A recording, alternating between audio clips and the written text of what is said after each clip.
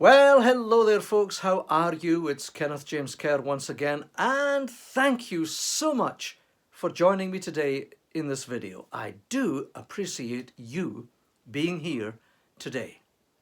Now, today we're going to take a look at a vignette on page 28 of the paperback and page 34 of the hardback. And because it's one of the longest quotations in the book, today I'm just going to read it one time. Okay? Here's what it says. There shines within your soul an inner light of purpose, born of your connection with the divine. Open up your eyes to see it. Open up your heart to feel it. Open up your mouth to share it. That's pretty deep, isn't it? You know, a couple of vignettes ago, we talked about something that was equally deep. We talked about the concept and the question of who am I? You'll remember we said that you're not just the body, you're not just the mind, you're not just your experiences of life, but you are that which looks out through these eyes. You are that which animates this being. You are spiritual in nature. You are consciousness. And on that particular lesson, I gave a couple of caveats, and I have to give those caveats again now for this particular vignette. One, I don't claim that I have 100% truth on this issue. I don't claim that I know it all. I don't claim that I'm absolutely right in every aspect of it. Because I recognize that I'm on a growth journey too. I recognize that my view might change. And your view might be different, and I might learn from it. And that brings us to caveat number 2. I don't ask that you have to 100% agree with me, or I with you, in order for us to learn from each other and to maintain this rapport and this relationship that we are forming together. Now, having said those caveats, I'm going to share with you my views at this point along my journey of life.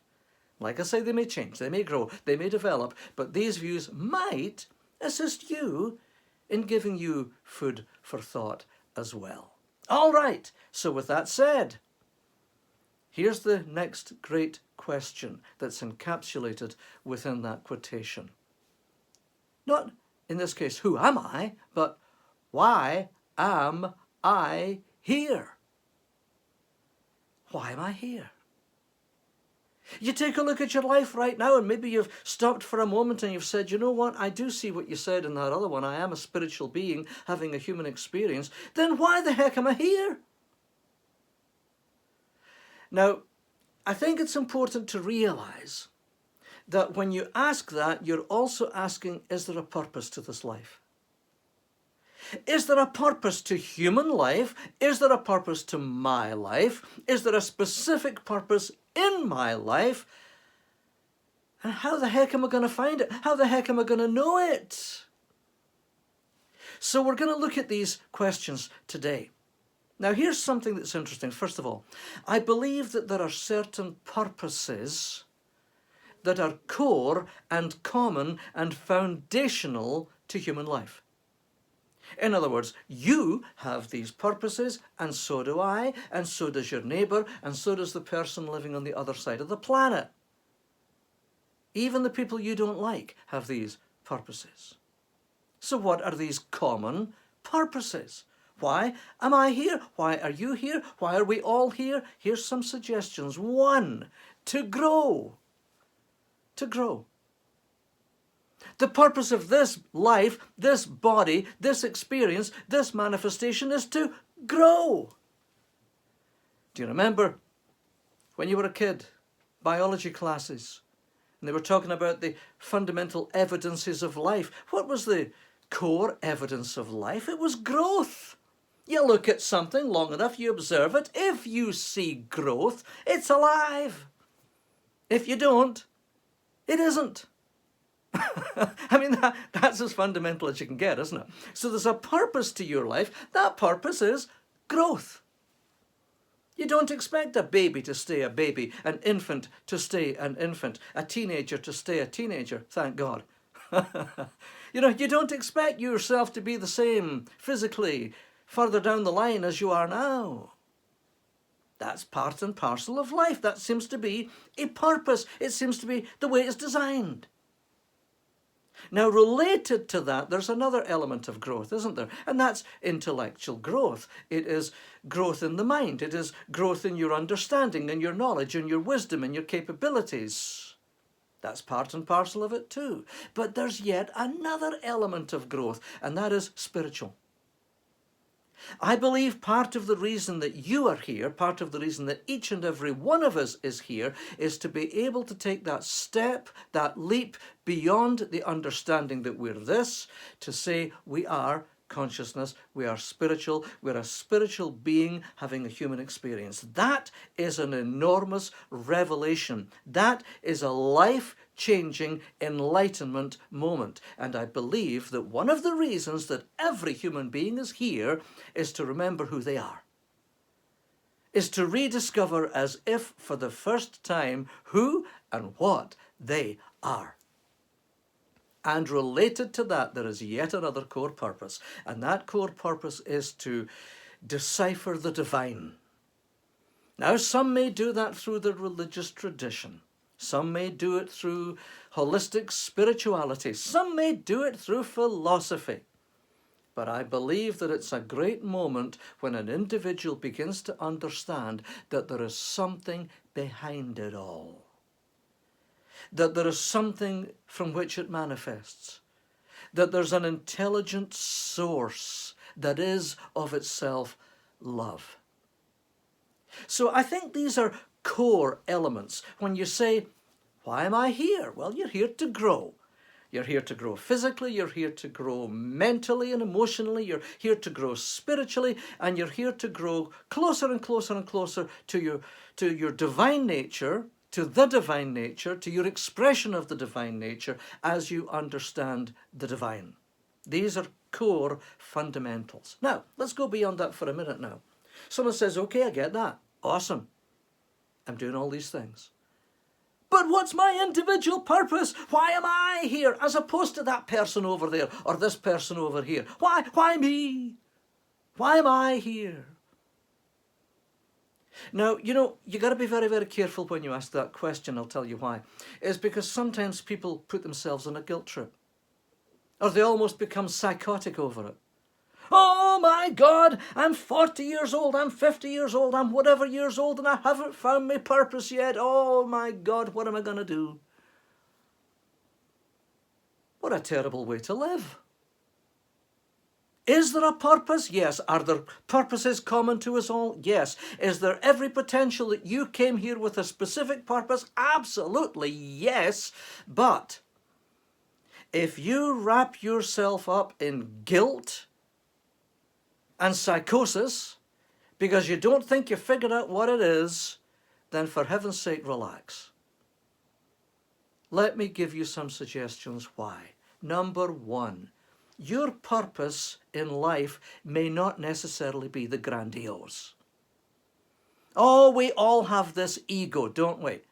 And sometimes when we get to thinking about, I have a purpose in life, you know, sometimes what we can do is think to ourselves, and by God, that purpose has got to be life-changing. That purpose has got to change the course of the world. I've got to be a famous figure. I've got to be someone that history will remember. I've got to invent something, create something, write something, do something, change something, and the world will know that I have been here because that is my purpose. It's a bit like those who go through past life regression and everyone's Caesar or Christ or Buddha or whoever. Look, put your ego aside, please. Put your ego aside. The purpose that you came here to fulfill may not be grandiose. It may be something simpler. For example, if you're a parent, maybe you're here to help those kids be the best that they can be because they have a grandiose purpose. There's a reason the Roman Catholic faith honours Mary. If there hadn't been a Mary, there wouldn't have been a Jesus. So how do you know? Your purpose may not be life-changing, grandiose. It might be supportive of one who is. You don't know that. So get your ego out of the picture as you think about the concept of your purpose. And it will liberate you and free you from the trap of the ego. Next, it needn't necessarily be singular. Oh, I need to find my purpose. I need to find my purpose. Wait a minute. Does life change? Yes, that's part of the purpose of life. It grows. Can you change? Yes. Can you change your physicality? Yes. Can you change your mind? Yes. Can you change your perceptions? Yes. Then why not be open to the possibility that you can change your purpose? That your purpose might not be singular, that your purpose might be over here at this point of your life, here at this point of your life, and here at this point of your life. That there may be multiple purposes that you're here to fulfill, that change as your roles in life change. Now, once again, if you understand that possibility, then it frees you, it liberates you from this absolute existential angst that you can feel if you feel that you haven't discovered your purpose. Is there a purpose? There shines within your soul an inner light of purpose. Yes, I've said that, and yes, it sounds singular, but that purpose might be to grow. That purpose might be to grow spiritually and know who you are this life. That might be it. It might be to draw closer to the divine and to realize that you are a manifestation of God. That might be it. It might be to be a parent. It might be to be love. It might be to be this here, this here, this here. And if you realize that there's latitude there, that there's flexibility there, then it's going to help you in taking a look at your life in a more holistic way. Now, here's another one. Please understand you also have free will to identify it. I remember seeing somebody in a video once saying, do you have a purpose? Yeah, you do. And you're free for it to be anything you want it to be. I like that idea. I like that idea. You're free to choose what your purpose is. You're free to intuit it. You're free to decipher it. You're free to decide on it. And you're free to act on it. And you know what, folks? Here's the thing. I also believe that you're free to miss it. I believe there's no penalty if you miss it. Yes, there may be some great thing. Maybe you did make some agreement with life or with the divine before you came here. Maybe. And maybe you miss it. I don't think God's going to turn around to you and say, that's it, mate, you've had it. You missed it. You screwed up. You didn't do what you were supposed to do. Tough cheddar, bro. That's it. I'm done with you. No, I don't think that's the way it is. There's a very, very interesting concept that I'm beginning to hear about more and more of the multiverse. It's a bit kind of, esoterical in some ways. It's a bit iffy, but it's kind of almost scientific too. This concept of that, every time you come to a decision point in your life, you can make this decision or that decision. So let's say you make this decision. Well, somewhere in an alternate reality, there's the you that made that decision over there. And from all of those decision points, there's this, there's this, there's this, there's this. In other words, at any given time, because of the nature of life and reality and quantum physics and all the rest of it and causes set in motion, there may be multiple expressions of you in existence, in different dimensions at any given time. Now, do I understand it? Heck no. Do I find myself enticed by it? You bet. Intrigued by it? Absolutely. Because what if that's true? How would that relate to your purpose if there's a singular purpose at any given time? Well, if you go along and the purpose point comes here and you miss it, it doesn't matter because another version of you somewhere over here got it.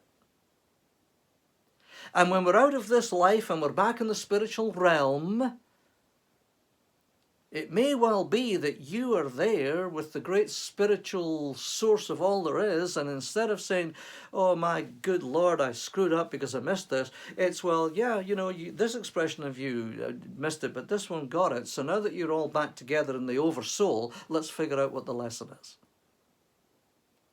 Now again, I can't turn round with some big ego trip and say, and that's the way it is. I'm not the divine source of every element of truth. I may be an expression of the divine, and I think that's true too. I think all of us are in essence, because we come from that. But I'm not saying that that's exactly the way it is, folks. I'm just saying, think about it. So let's say you've looked at all of this and you say, okay, so what if there is a purpose trying to come through, born of my connection with the divine? How the heck do I know it? Be open for clues.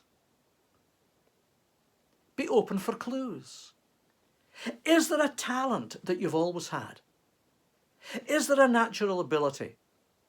Is there something that you can do that comes so easy for you that is so hard for other people? Then maybe that's your higher self or God saying, hey, psst, over here, take a look at this.